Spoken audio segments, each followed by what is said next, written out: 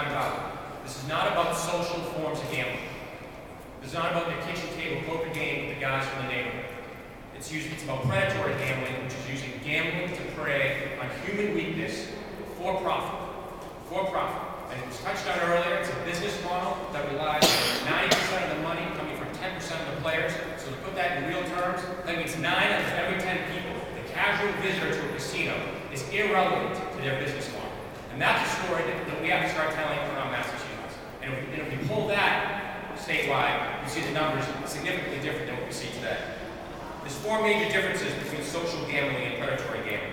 Speed of the games, the kind of buzz or high that people get when they play, the amount of money that people lose, and the predatory marketing used to promote it.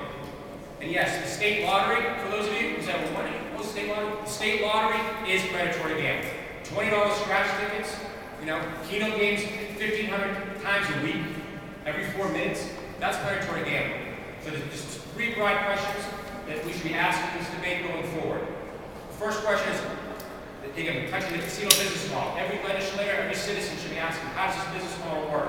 How do slot machines work? How do they work? Virtual real map. Let's get real answers to those questions. We have an MIT professor who's testified twice already for the legislature. He's going to do a 3rd time today. It's called slot machines, loaded dice. What does that mean? When we allow any other company into this Commonwealth that will allow people to cheat, what does that mean, loaded dice? For those of you who know gambling, it means you're cheating. That's what it means. Okay? These machines are deceiving people, thinking they're almost winning. That's part of the public discussion.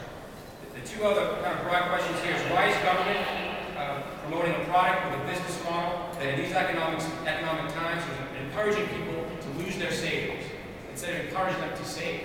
80 years ago, during the Great Depression, the government stood up and encouraged people to save money. It's how we're going to pay for the war. It's how we're going to pay for public services. Today, the daily voice of government is more, by virtue of worthless gambling products, get you more into debt. And that defies the fundamental purpose of government. And then the last question, very broadly here, is how does government's promotion of predatory gambling consistent with the democratic rights of every citizen? The casino proposal before you is dependent upon addicted and heavily indebted. We haven't talked about the debt, heavily indebted citizens. Casino proponents attempt to elude charges of exploitation by pleading it's a voluntary act.